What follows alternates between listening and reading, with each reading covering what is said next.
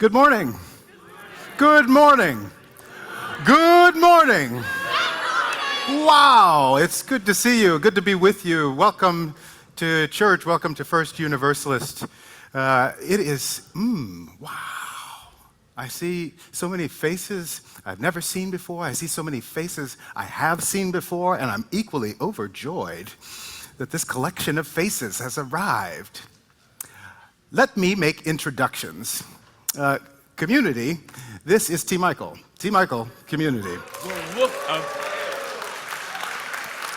Wowzer. Look at, oh, my goodness. Where I am from, I'm from East Texas. My family's from Rambo, Texas.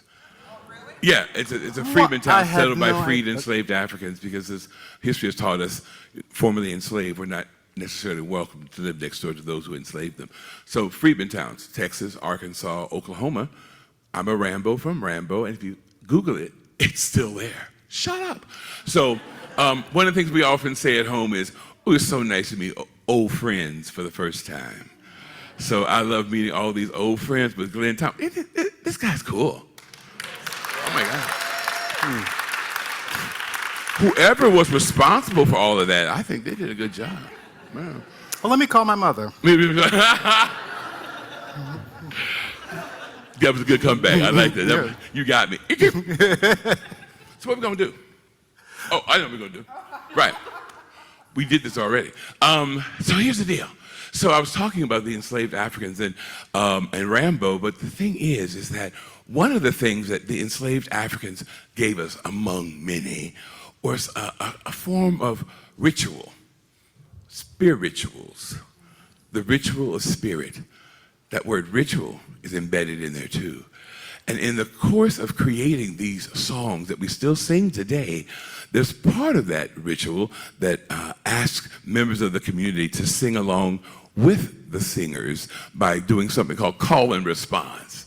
So I'll be the call leader, go figure, all right?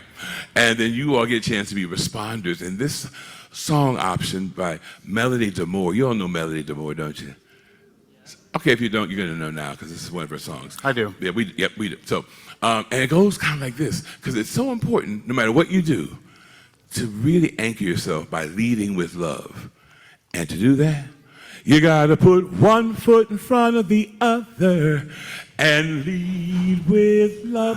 Put one foot in front of the other and lead with love. Come with this. You gotta put one foot in front of the other and lead with love. Put one foot in front of the other and lead with love. Don't give up hope. Don't give up hope. You're not alone. You're not alone. Don't you give up. Don't you give up. Keep moving on. Keep moving on.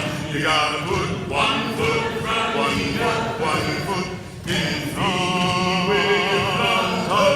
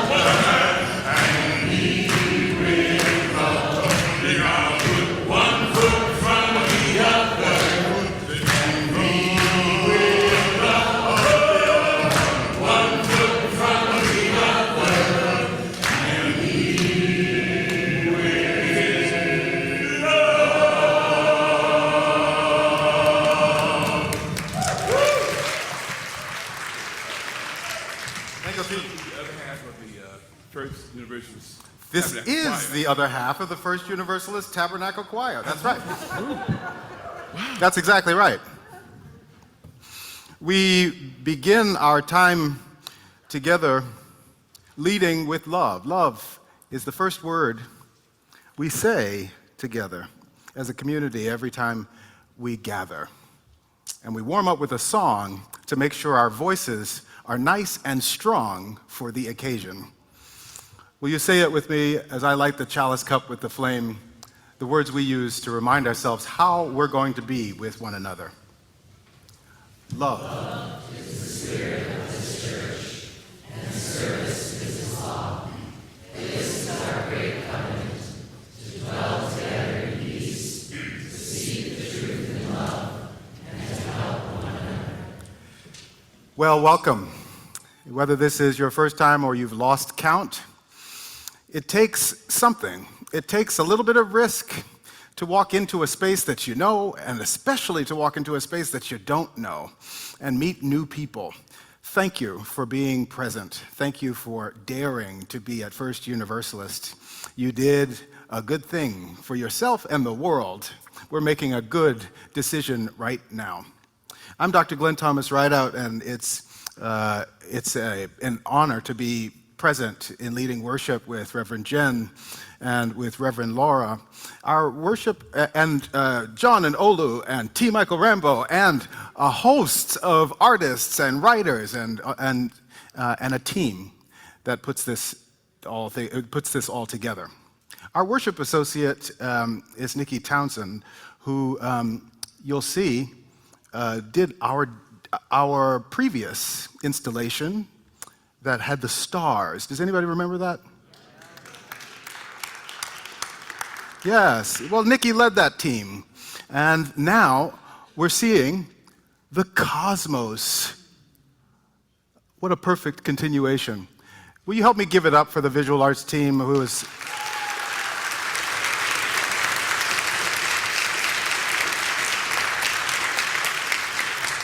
I've seen a lot of churches, and so I don't take for granted that there is a team here making us look good, making our space look good. I would love your help counting some jelly beans. I need one person to help me count jelly beans. Yeah? Okay. Will you help? Fantastic. I actually won a contest at this. No way! You won a contest at this? Well, all right. All right. Well, those aren't your jelly beans. I have your jelly beans here for you. Okay, and now I'm going to give you 60 seconds.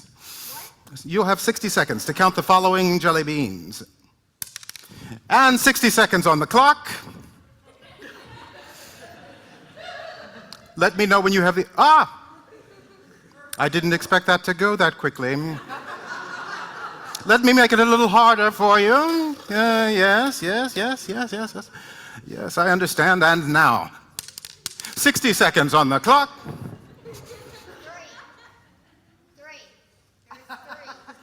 Somehow that was faster than the first time.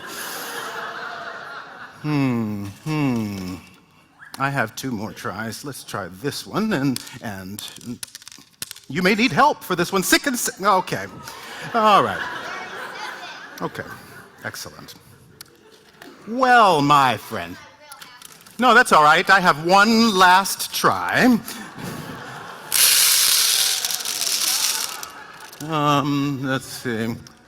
Yes. This is gonna be easier. That's right. I won a contest. Yes. Yes. Yes. Yes. Yes.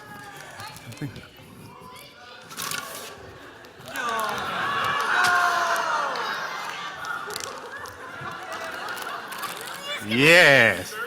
The more you add, the easier it is. Okay. That's great. That's great.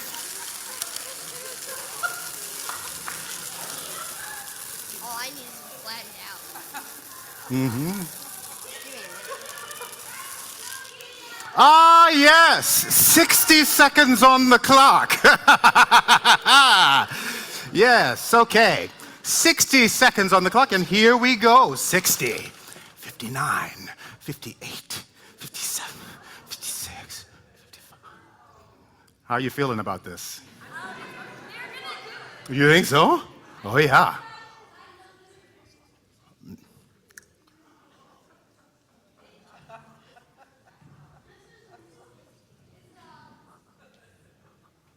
Okay, can I have a sheet of paper? I need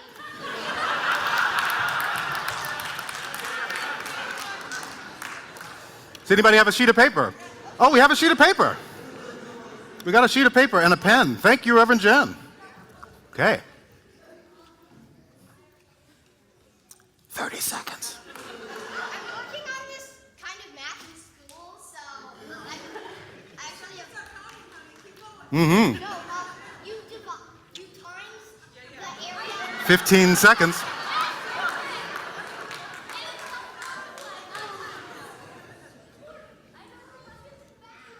10, 9, 8, 7, 6. Pause, pause. Hold on.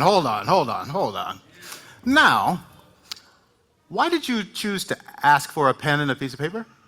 So I can do the math. Oh, you could do the math. And so Jen stepped in for that. I think we're onto something here, actually. I wonder if we enlisted some co-counters. Actually, You have it? You have it? I'm trying to help you out.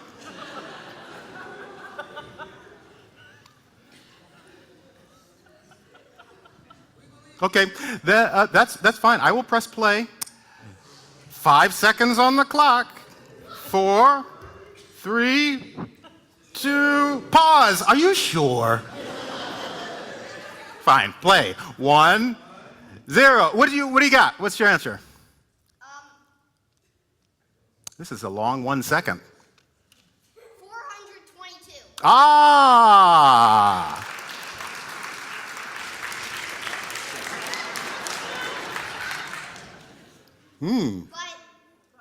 But if I'm correct, usually, well, since you just don't, most times they'll usually make it so that it's like a round number. Yeah. So, And they did make it a round number. Yeah, they did. They made sure that there were quite a few of them in there. 400 would take care of about this many. There are quite a few more. I actually did all of the math. This is. Yeah. This should, I actually did all the math, he says. circulation. This will be about somewhere near an approximate 500. If I make this a round bowl, this should be approximately 500 or somewhere near there. This is approximately 500 jelly beans. Lynn, let's verify. How are we going to do that? We got to count them. What's that? 2 below. Bam. You are Coming up. Brandon. You also want to Coming up. at this. Coming down. Coming down. Let's do it. Okay, so 2 below. Okay, so Check my mouth. here we go. So I counted 12. We've got down, and what we got is the assignment. Come on, counters. So that's So here's what we're going to do. What was your number? well, my exact number was 422. 422. So But my- between I got you. Let me. You get to count them one by one. Yeah, yes, we count them one by one. As soon as we get to 422, you help us count. As soon as we get to 422, We can count them by eating. because that's what we need to know. We could count them by eating them. Okay, so 1, 2, 3, 4, 5, 6. That's fine. Tally marks. That's fine. Tally marks. 1. Okay, Wait, count slow. I got you. So we're each going to try and we're each going to. You got to get 50. You got to get 50. I think that's right. 50, 50, 50, 50. When you run into 50, I'm telling you, for your stomach's sake, don't eat all 50. Okay? All right. When you get 50, you're going to count 52. Come on. Free to put them in here as you go. Okay. Okay, I need to restart. 1, 2, 3, 4, 5, 6, 7, 8, 9, 10.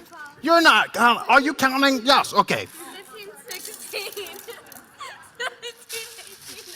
Yep, keep going. Keep going. Keep going. Yep, I got 20. That's 20. 31, 32, Everybody's counting out loud. You want to count some, y'all? Okay. Yeah. 36, 37, Once everybody has 50, 37, 38, 39, 40, yep, 42, 46. yep, bam. That's my 50. All right, I got 50. And then we're putting them in that jar. Did everybody get 50 in there? Oh, how many is that? So we can't eat them? We will in a sec. Yay! Yeah. Go ahead and put the 30 in there. Okay, so like we're pretty close, I think. We certainly got several hundred. Well, my. So yeah. So we got quite a few of them left. How did we? But we found that out at least. We found that out by doing something together. We had to count them. But since it. But Mainly since. you're going to argue with me about this number, and I'm going to tell you, the number is 4,500. 4,500. That's only a little bit, right? Per bag. So how many bags did you put in? How many bags did you put in? That's what they tell. Yep. How many bags did you put in? Huh? How many bags? 3 bags. Y'all still doing math. Y'all still doing math. Well, here's another. Can we thank our jelly bean counters? Thank you. Hey, we gonna do that. Thank you very much, and thank you our mathematician. Our star mathematician. Okay, we're gonna talk about this now. We got a whole service to do. You know what I mean? We got classes. What's that? You want some? Yeah. Okay. Have a couple jelly beans. Okay. Oh my gosh! What? I got to do church after this. My goodness. All right. Nope. Okay. Hi. Okay. I bought them. Talking about I didn't get any. All right. So here's the thing. Yeah. Don't spoil your lunch, I guess. So, what in the world is the lesson the director of worship is trying to teach with this? And what in the world was the director of worship thinking when he decided that this would be an efficient exercise? Who is that director of worship? Someone should tell him not to be so foolish. No. We had great fun. So, take a look. Here's the truth. There are a whole bunch of things that we're encountering in our day-to-day. A whole bunch of crap. A whole bunch of junk that doesn't amount to a hill of beans. You thought I had lost the metaphor. No. These are the jelly beans that were counted in the service before. These are the ones we count. And there are ones left. Because we weren't the first ones to do the work. We won't be the last. But there is work for us to do. And so don't you give up hope. You're not alone. We are one in a grand timeline for love and justice. We may not finish all the jelly beans, but we will make it so that there are fewer jelly beans to count and less junk in the world, day by day. Amen?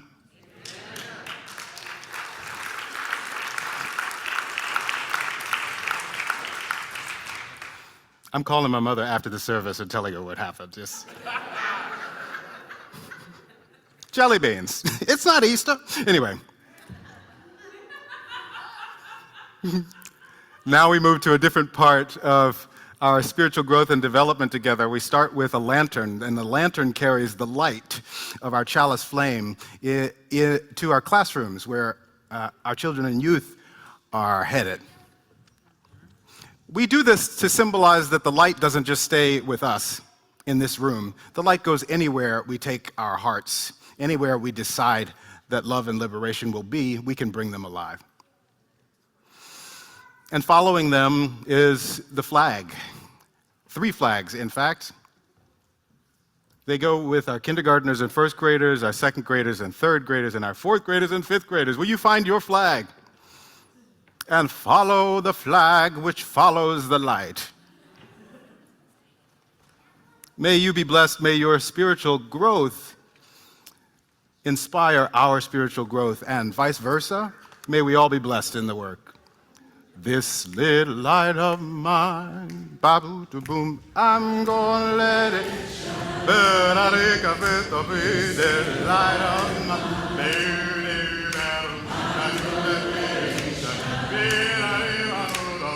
little light of mine. Whoa, I'm gonna let it shine, let it shine, let it shine, let it shine. Everywhere I go, everywhere I go, I'm gonna let it shine. Everywhere I go, I'm gonna let it shine. Everywhere, everywhere I go, I'm gonna let it shine. Let it shine, let it shine, let it shine. This is the light of mine. This is the light. This is the light of mine. I'm gonna let it shine. This light of mine. I'm gonna let it shine. This is the light of mine. I'm gonna let it shine. Let it shine. Let it shine. Let it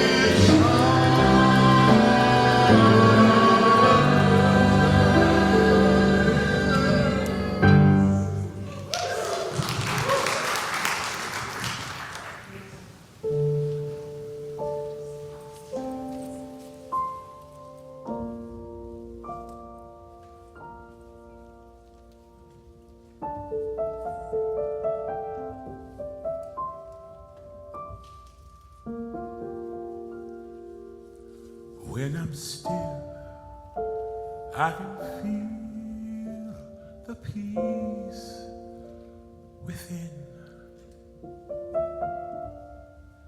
The peace within my heart. When I'm still, I can feel the peace within. The peace within my heart. God is here in me. God is here in me.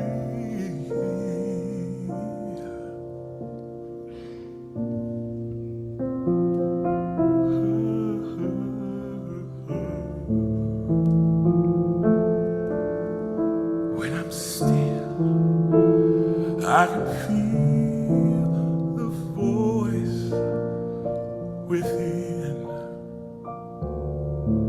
The voice within my heart.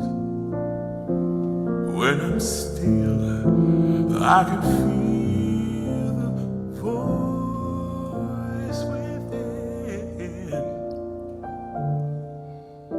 The voice within my heart. God is here in me.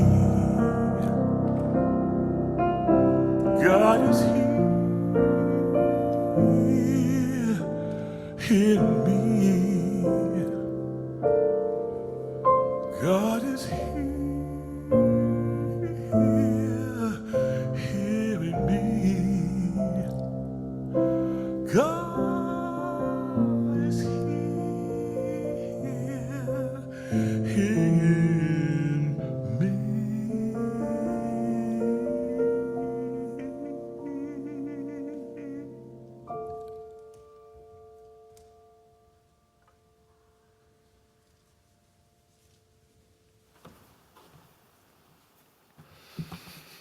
Bless you, T. Michael. What a gift. I hope you felt the spirit kind of settle in your body a little bit. And the beauty of T. Michael's voice and the gift of music to heal and to calm and to bring love into this room in another way. I'm Reverend Laura. I'm covering for a Reef's leave for pastoral care. So if you have needs, please feel free to contact me. This morning I bring a prayer by Reverend Audette Fulbright Folson, who serves our UU congregation in Asheville. Prayer for the morning. Did you rise this morning broken and hungover with weariness and pain and rage, tattered from waving too long in a brutal wind? Get up, child. Pull your bones upright. Gather your skin and muscle into a patch of sun. Draw breath deep into your lungs. You will need it, for another day calls you. I know you ache. And I know you wish the work were done, and you, with everyone you have ever loved, were on a distant shore, safe and unafraid. But remember this: as tired as you are not alone. Here and here and here as well. There are others weeping and rising and gathering their courage. You belong to them, and they to you. And together, we will break through and bend the arc of justice all the way down into our lives. So, dear people, you arrive here each week with joys and sorrows in your heart, and part of the commitment we make to one another is that we will help bear the sorrows and we will help celebrate the joys. We do this by listening to each other, and after someone offers a joy or a sorrow, we say together, "You are not alone. We are holding it together." The circle is open.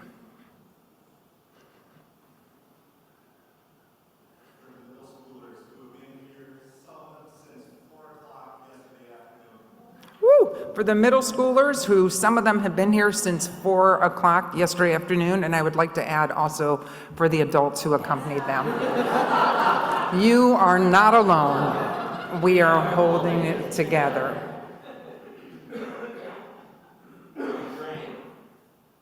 For what? Ukraine. For Ukraine. You are not alone. We are holding it together.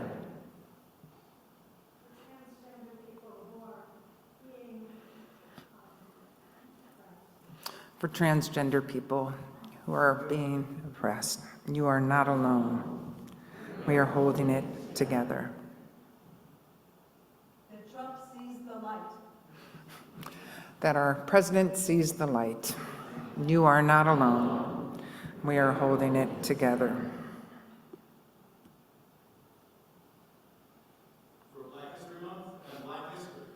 For Black History and Black History Month, it's never mattered more. You are not alone. We are holding it together.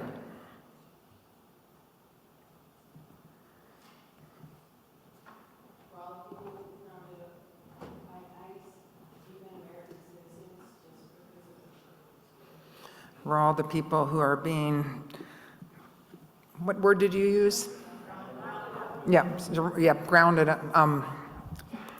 caught up by ice, sorry. It's such an awful thing to even try to have to put words to, and who are helping each other and also living in fear and being actually picked up. You are not alone. We are holding it together.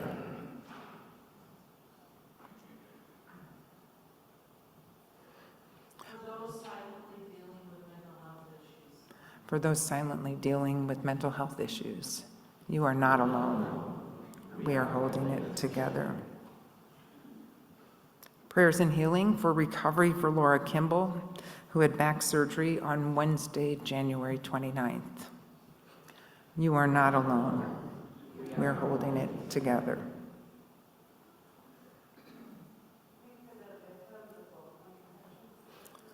For the victims of both of the plane crashes, you are not alone.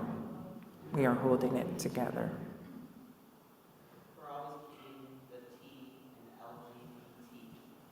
For always keeping the T in LGBT.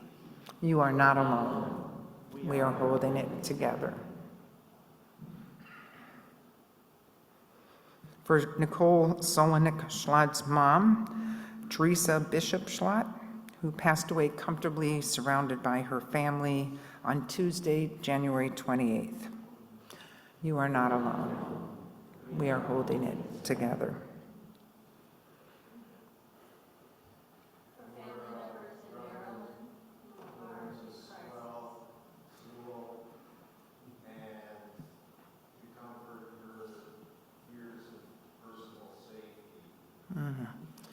For family members in Maryland and people who are needing to be surrounded with prayers of personal safety, you are not alone.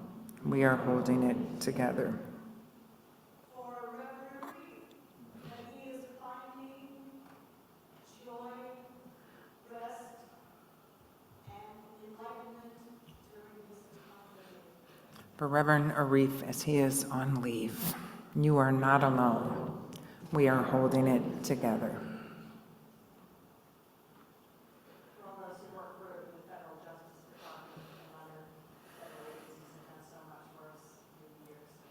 For the federal employees who work in different departments and have done so much for us throughout the years, you are not alone. We are holding it together.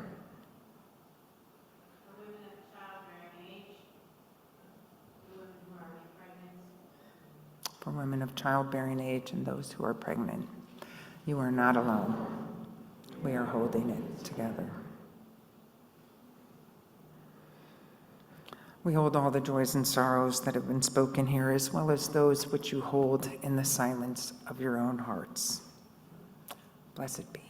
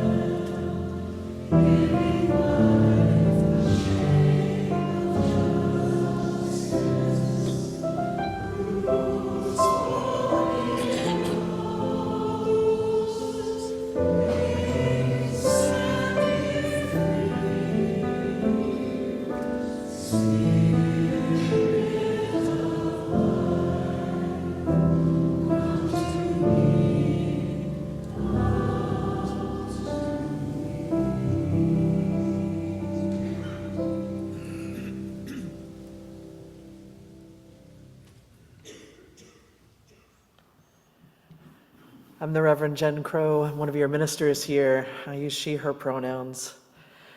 Each time we gather, we remember that when we share what we have, we can all have what we need. One of the practices we engage in regularly is giving and receiving, sharing in our financial resources so that we might lift up the values that matter most to us.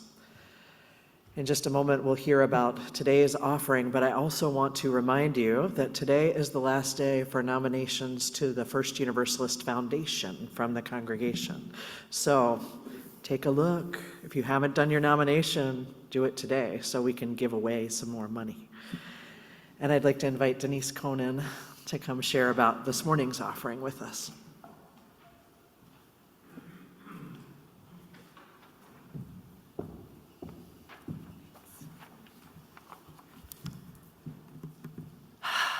Good morning. I need to get in my chi stance. I'm a little nervous right now. It's good to see positive faces. Thank you for the opportunity for me to share Philip Vance's story, an innocent man who was in prison for a crime he did not do. The history of this church includes supporting people who are marginalized and targeted. In 2012, First Universalist Church made a commitment to racial justice and later put up a Black Lives Matter sign on the outside of our church so that everyone would know we work for justice. In the Unitarian Universalist faith, we are asked to let love be our guide, honor our interconnectedness with all life, and live our faith through our actions. Through listening to the wisdom of Black, Indigenous folks, and people of color, taking lessons from history and my personal experience, my understanding of race, racism, and whiteness has showed me that systemic harm, like Philip has experienced, is pervasive. Racism is baked into our culture, and most of us only see the tip of the iceberg regarding the deep anti-Blackness in our country. There is a remedy. The remedy is offering care and protection in solidarity. Will you help me to show up together with enduring solidarity for my friend, Philip Vance, who is innocent, wrongfully convicted, and has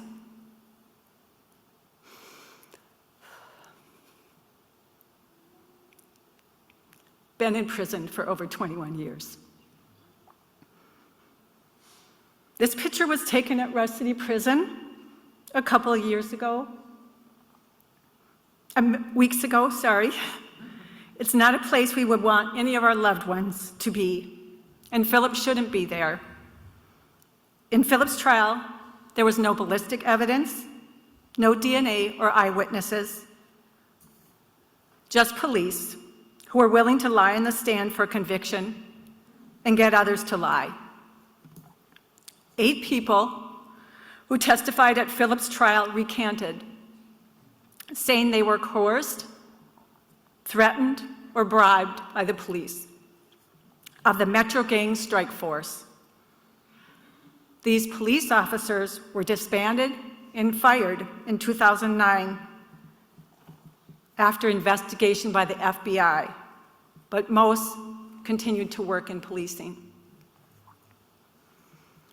A petition with surprising new evidence will be released this month, and a hearing will be set. It would mean a great deal to me if you would take time to go to freephilipvance.com to learn more about how he was railroaded and wrongfully convicted.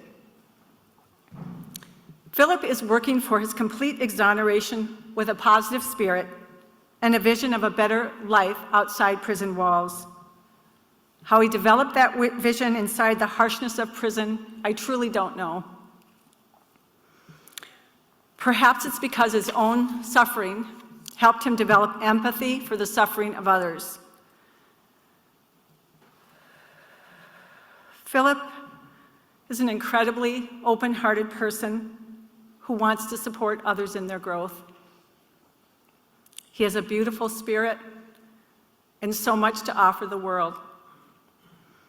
I look forward to the day when he is free, when he can chart his own path, and when you get to meet him in person. Philip is missing his children, his mother, father, siblings, and friends. They long for his presence. He belongs with them, with all of us. He is an artist, a mentor to young men in prison, and someone who's done the work to build his inner strength and wisdom. The donation will go through the organization, the Institute of Aspiring Abolitionists, founded by Jason Soul, who introduced me and others here to Philip in March of 2023. Jason has supported Philip for over 7 years and has taken on the responsibility of making sure that Philip's lawyers get paid. We started a GoFundMe campaign that began right here at First Universalist Church at the Free Philip Vance Love Train event a year ago. We have raised $47,000.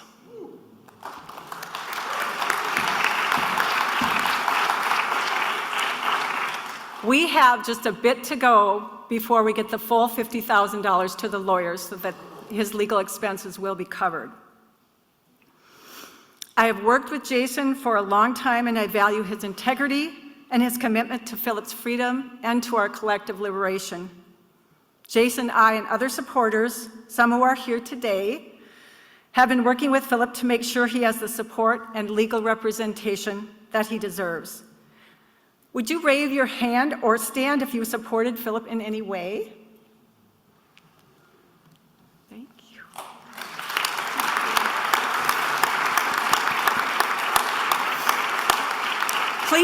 Please talk to me or others here down in the social hall after the service if you want to know more or you'd like to stay involved. In these challenging times, when the world is on fire and so much feels out of our control, we can bring more love and care into the world by simply showing up for one another. We have the power to do something that changes the trajectory of this one life. Help me, help all of us work together to transform the life of Philip Vance and everyone that loves him. Please become a part of the Free Philip Vance team and give generously to Philip's legal fund. Thank you.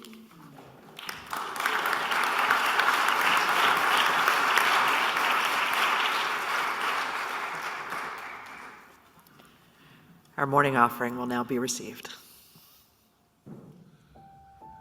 Thank you so much for sharing Brother Vance's story. There's a great futurist writer named Alvin Toffler who wrote that in the 21st century, the illiterate will not be those who cannot read or write. It will be those who cannot learn, unlearn, and relearn. We're in a space that through your wonderful story, it reminds us that there's much to learn, much to let go, much to do. And as James Baldwin reminds us that we may not be able to change everything, but we cannot change anything until we are able to face it. Brother Vance deserves to be free. We all deserve a chance to live our fullest, best lives toward our greater yet to be. Yes, y'all, a change is truly gonna come.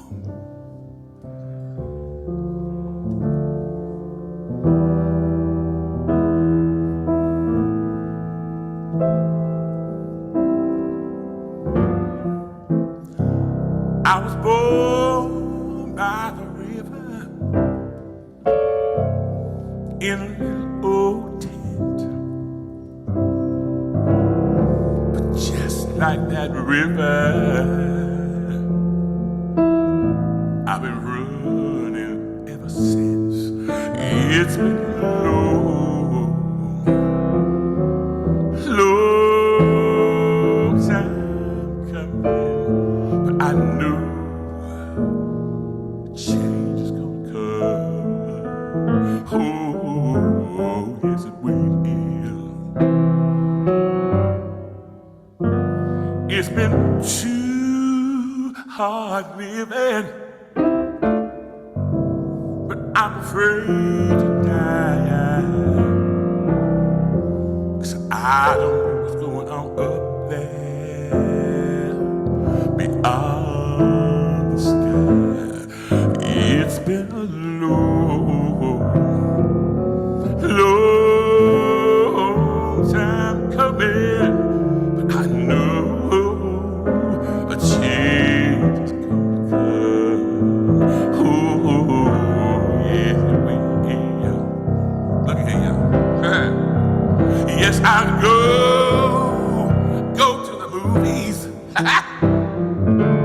I go downtown.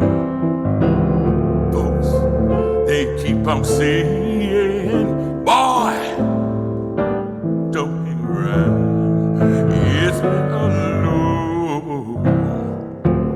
long time coming. I know change is gonna come. Yes, it will.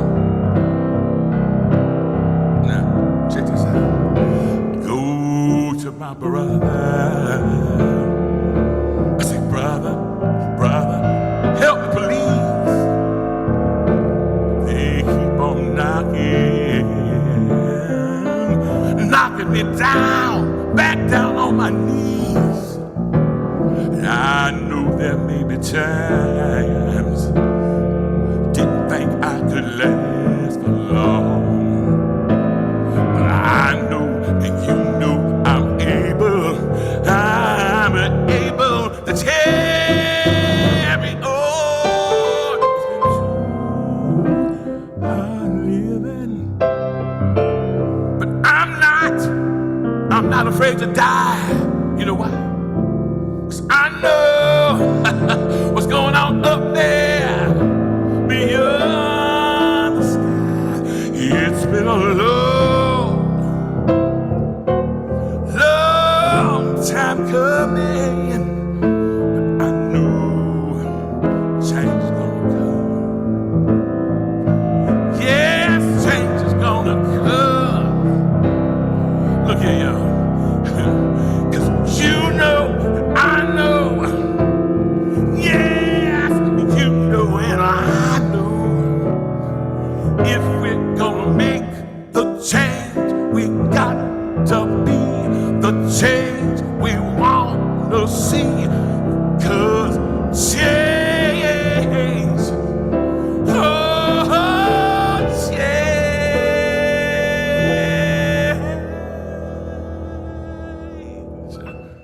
change is gonna cut you. Oh, yes, it will.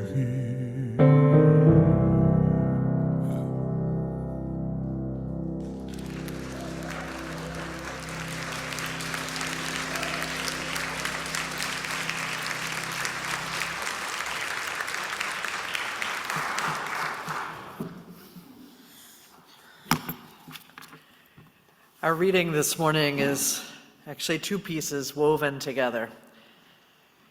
The poem The Low Road by Marge Piercy and by Dr. Martin Luther King Jr., abridged version of I Have a Dream. What can they do to you? Whatever they want. They can set you up, they can bust you, they can break your fingers, they can burn your brain with electricity, blur you with drugs till you can't walk, can't remember. They can take your child, wall up your lover. They can do anything you can't stop them from doing. How can you stop them? Alone you can fight, you can refuse, you can take what revenge you can, but they roll over you. But 100 years later, the Negro still is not free. 100 years later, the Negro lives on a lonely island of poverty in the midst of a vast ocean of material prosperity. 100 years later, the Negro is still languished in the corners of American society and finds himself in exile in his own land. Now is the time to make real the promises of democracy. Now is the time to lift our nation from the quicksands of racial injustice to the solid rock of brotherhood. But two people fighting back to back can cut through a mob. A snake dancing file can break a cordon. An army can meet an army. We cannot walk alone. Two people can keep each other sane, can give support, conviction, love, massage, hope, sex. And as we walk, we must make the pledge that we shall always march ahead. We cannot turn back. We can never be satisfied as long as the Negro is the victim of unspeakable horrors of police brutality. No, we are not satisfied, and we will not be satisfied until justice rolls down like waters and righteousness like a mighty stream. 3 people are a delegation, a committee, a wedge. With 4, you can play bridge and start an organization. With 6, you can rent a whole house, eat pie for dinner with no seconds, and hold a fundraising party. 12 make a demonstration, 100 fill a hall, 1,000 have solidarity and your own newsletter, 10,000 power and your own paper, 100,000 your own media, 10 million your own country. I still have a dream. It is a dream deeply rooted in the American dream. I have a dream that one day this nation will rise up and live out the true meaning of its creed. We hold these truths to be self-evident, that all men are created equal. It goes on one at a time. This is our hope. It starts when you care to act. With this faith, we will be able to transform the jangling discords of our nation It starts when you do it again and they said no. into a beautiful symphony of brotherhood. It starts when you say we and know who you mean. And when this happens, we will be able to speed up that day when all of God's children, black men and white men, Jews and Gentiles, Protestants and Catholics, will be able to join hands and sing in the words of the old Negro spiritual. And each day you mean one more. Free at last, free at last. Thank God Almighty, we are free at last.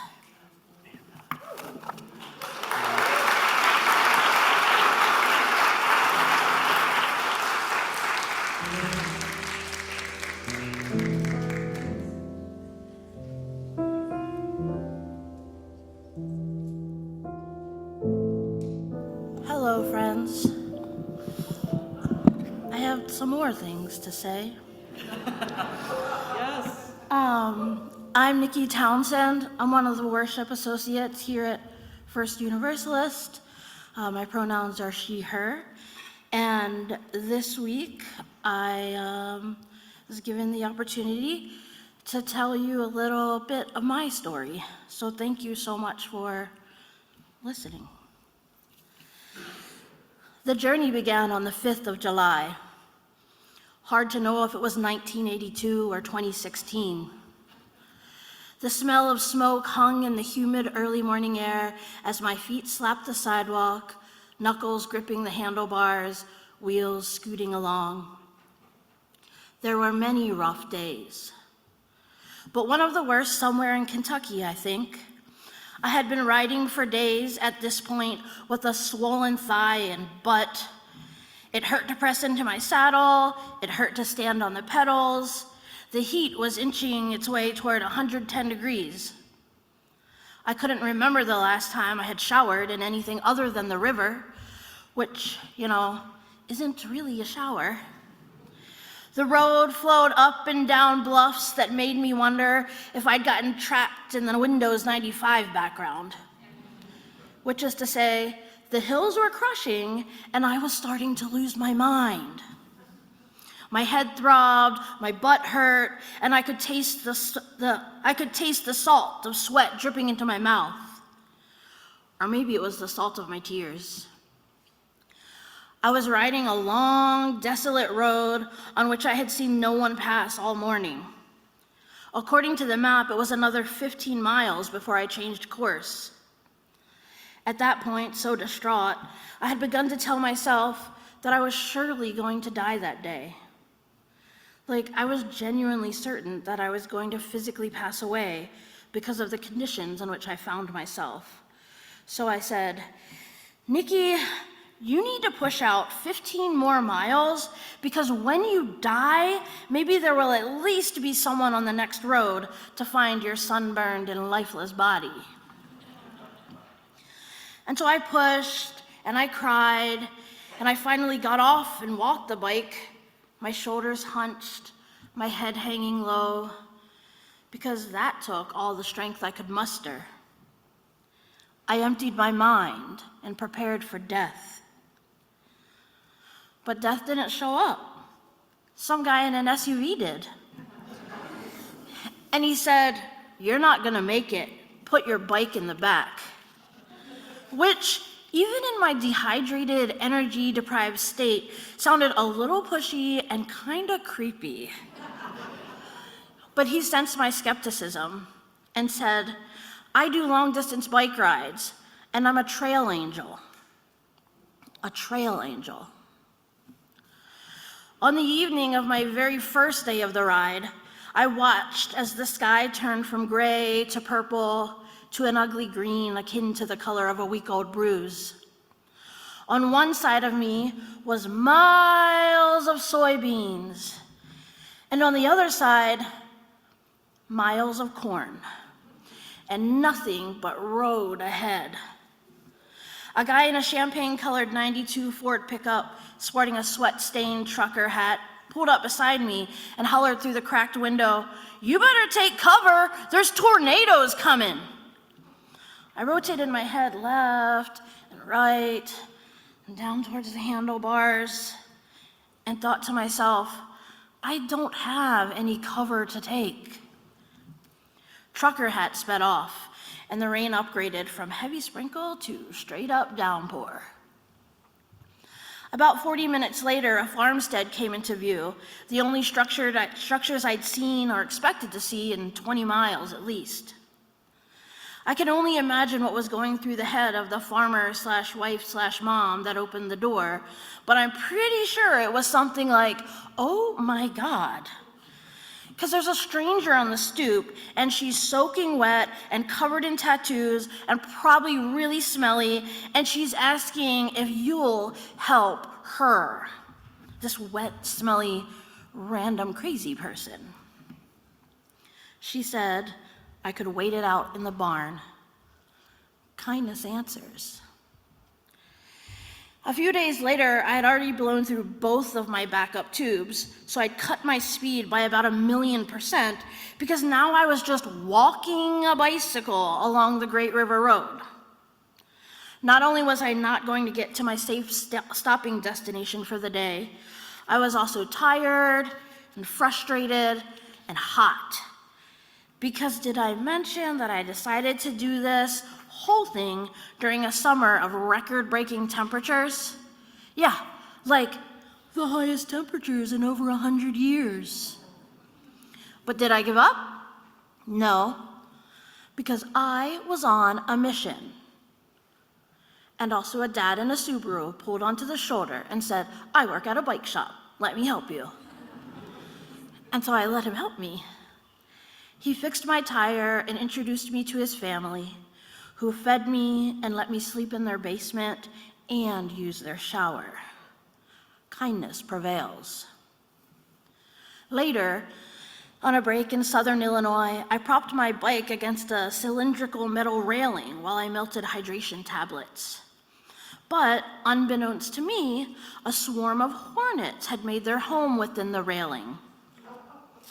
An observant and thoughtful stranger called an ambulance as I writhed in pain on the sidewalk.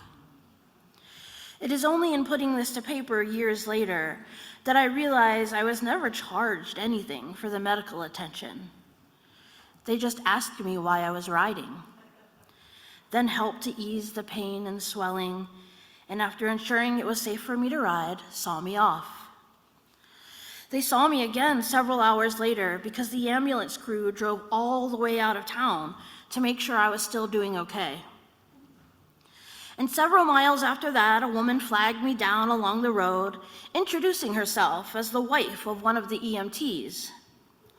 She arrived with a Ziploc bag filled with hydration powder, Benadryl, protein bars, and other useful items. A care kit for a stranger who happened to bike through their town. Love pushes the petals in the right direction. It happened day in and day out.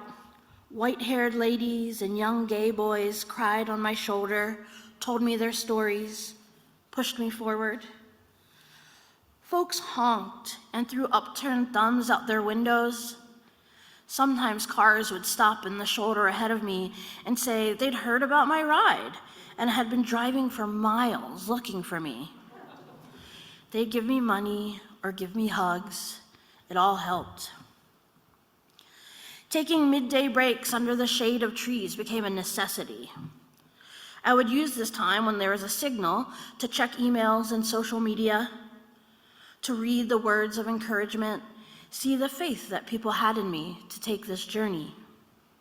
Sometimes folks would say that I was a symbol of hope. People prayed for me. And though prayer wasn't really something to which I ascribed at the time, it all motivated me, because love moves us forward. Somewhere in Missouri, as I walked out of a small cafe in a small town, I met a woman who was walking in with her husband and teenage daughter. It was always clear to whom the bike belonged, and folks were often curious about the ride. She asked why I was doing it, and I told her, because to make change, you must say the thing. Then she became quiet. She looked sorrowfully at each of her family members and said, I was raped 30 years ago, and I've never told anyone. She thanked me, and when I pushed off, I looked back to see the three of them standing in the gravel lot, embracing one another. You are not alone. We are holding it together. You see, I am a survivor of extended childhood sexual assault. And on that July 5th, I was heading out on a solo 1,200-mile bicycle ride to offer forgiveness to my stepfather and build awareness and funds for people like myself. I was a woman on a mission with a message, and that message was, very bad things happen to good people like me. But those people can overcome and be strong and do amazing things, and the world should help them do just that.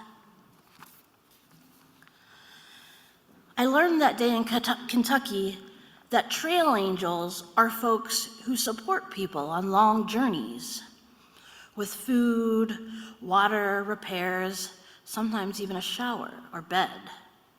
They choose to help. And so even when I had succumbed to death, an angel arrived and saved my life. What I know is that we are all on a journey, and trail angels are everywhere. We all have the capacity to be a trail angel.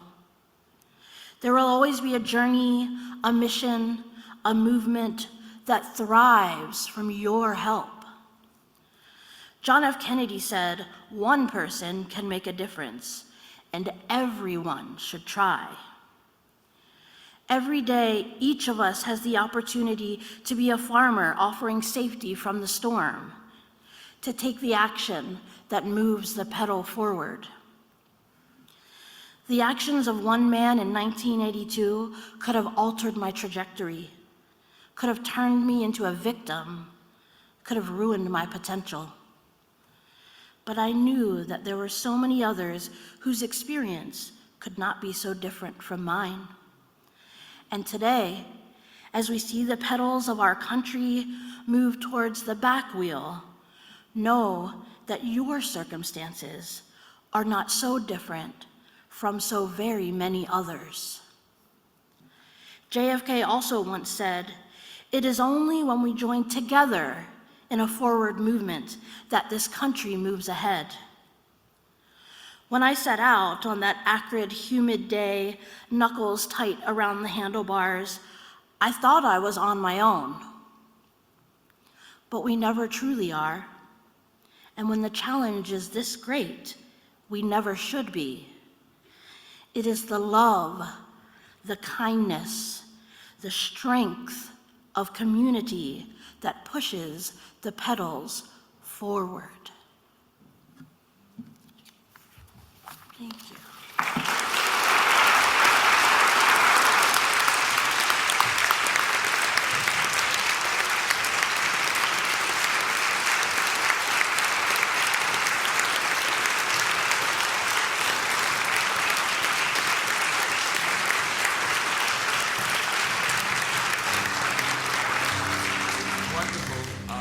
To have had Nikki, thank you, and Denise. You know, there are two words a fourth grade student shared with me, and that I've been an educator. I shared with the other service for over 42 years. I know, shut up, I'm only 21. But that listen and silent are spelled with the exact same 6 letters, right? And sometimes we have to listen, as Denise and Nikki asked us to listen. And to be receptive of what we are to hear, we must be silent. And vice versa. Dr. King reminded us, as Nikki did such a wonderful job from his I Have a Dream speech, that in the end, we may not remember the words of our enemies, but we will remember the silence of our friends. And our dear Lord makes it certain that we never forget that our silence, your silence, will not protect you. We must make them hear you.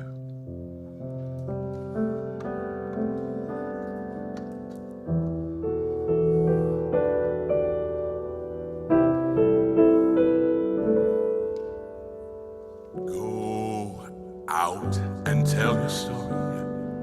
Let it echo far and wide. Make them hear you. Make them hear you. And tell them in our battle how justice was denied. Make them hear you. Make them hear you. And say to those who blame us for the way we chose to fight, that sometimes there are battles that are more than black or white. And I will not put down my sword when justice was my right. Make them hear you. Make them hear you.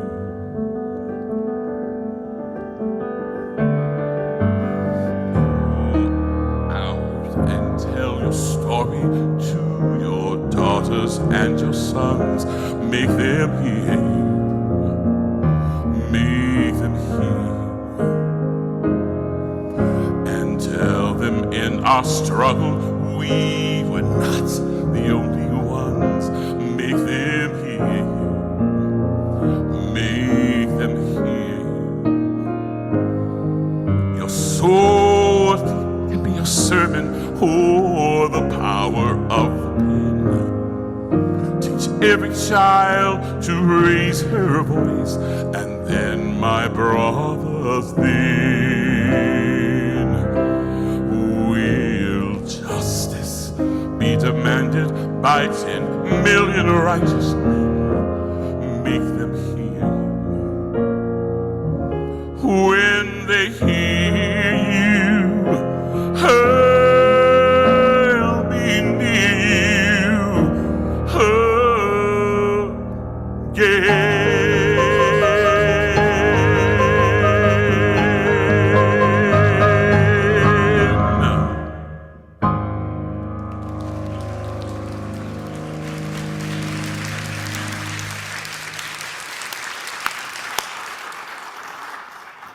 Beloveds, we are strong together. We are strong together. Together we are building the world we dream about, not governed by anyone but us. We are building beloved community. Here, we are listening. We are strong. In just a few moments, our service will come to an end, and you will be invited, if you are new or newish, to stay, to come on up here for a place to start, a chance to learn more about First Universalist, and for us to learn more about you. You are invited to the social hall to meet with Denise and other folks who are supporting Philip Vance, to grab coffee and have conversation with each other, and then to come on back up here at 12:30 for our mid-year congregational gathering, just for an update on how things are with the life of the church. We are strong together. Let us sing.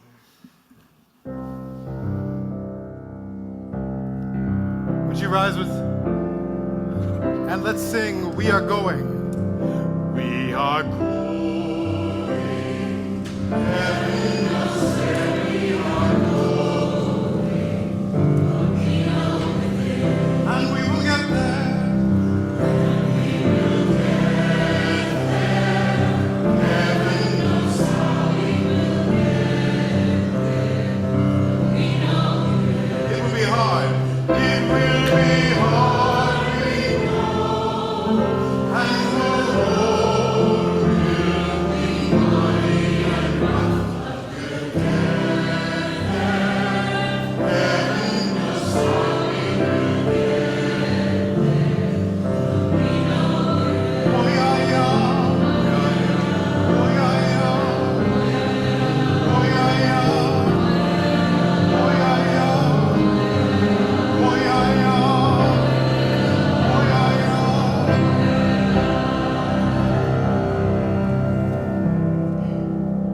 Let us go now in peace and grow in strength together. Amen.